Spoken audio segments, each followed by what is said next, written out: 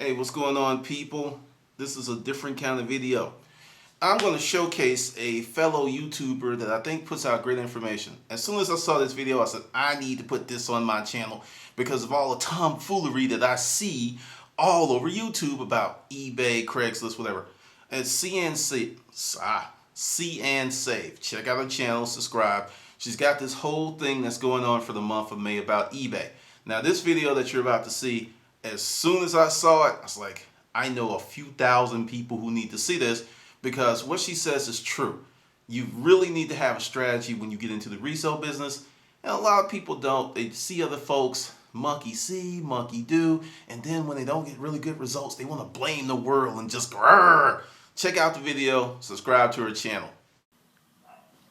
Hey everyone, this is Ann with SeeAnnSave.com and welcome to day 4 of eMay, where I upload a new eBay video every day in May. And today I'm going to talk about being organized and keeping a schedule. This is something a lot of people have asked me about, and they've expressed how overwhelmed they get when they're going out picking and then they need to get it listed and they have all this stuff and they don't know what to do.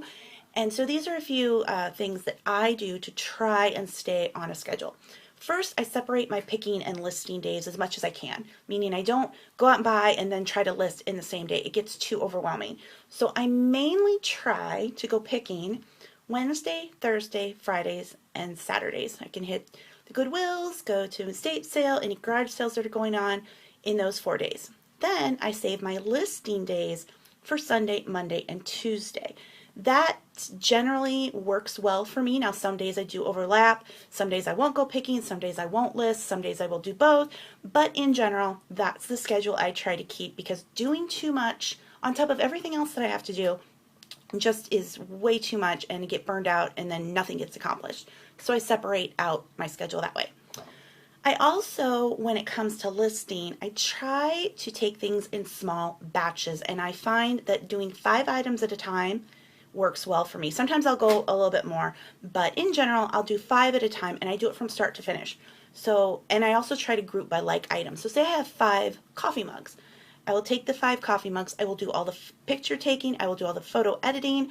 I will write up the listings, get them all listed, get those put away, take a break, get my mind on something else, and then in a little bit, come back and do 5 more. And if I have like items, that works really well, because when you're listing like items, I just use the sell similar. I always use sell similar, but when you're listing 5 similar coffee mugs, even you have to do even less changing within your listing. I can just change the category, the title, the measurements, and a few keywords, but mainly everything else stays the same. So it goes really fast that way. Same when I'm doing like clothes. You know, if I have 5 men's shirts, that's another really easy way to get going on them. But for people who are feeling really, really overwhelmed, you have a lot of stuff, I definitely recommend the 5 items at a time. You'll be getting something accomplished, and like I said, then take a break, get away from it, and then come back to it.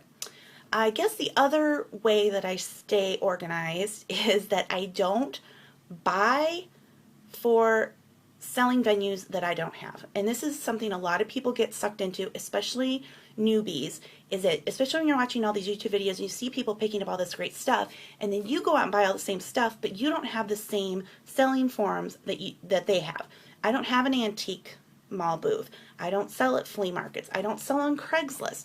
I have eBay and Amazon. That's it. So I'm very, very focused about what I'm buying for. And so when I go and watch videos and I'm seeing like Brent, you know, picks up all this great stuff that he can put in his antique mall booths, those things aren't going to work for me because they're not things that sell on eBay. They sell great in antique booths, and if you have one, that's great, but I don't have one. So I really narrow down my focus when I'm out picking, and I'm not even looking at things that are really big that are going to sell on Craigslist, because I don't do it. Smalls that I know sell well in antique booths, but I don't have an antique booth, so I stay away from those. And I'm focusing my mentality, even though I do sell on Amazon, my mentality still is always first eBay. Is this item going to sell on eBay? Yes or no? If no, move on. So I'm very disciplined in my buying, and I don't buy more than I can handle and list. And again, this is a problem I see with a lot of newbies, is you're just buying so much stuff, and you have absolutely no way to process it all. You're working a full-time job, you've got a family, you've got all this stuff going on, and now you're trying to, you know, bring in carfuls of stuff and thinking you're going to get it all sold on eBay, and it's not going to happen. You're overwhelmed.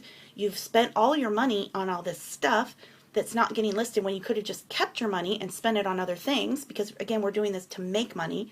So I don't spend money on things, on too much stuff.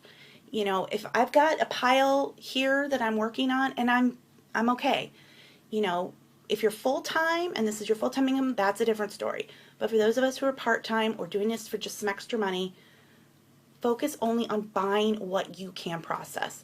So try to keep a schedule between listing and picking. Go in small batches. I recommend 5 at a time. Only buy for the forums that you have to sell on, and don't buy more than you can process. Don't go out and fill a car. Fill a bag. That's much more reasonable, and you will not get so overwhelmed. So that's how I keep on schedule. That's how I keep organized. Hope that helped you. And if you have any questions or comments, leave them below. And I'll see you tomorrow for eMay Day 5. Bye.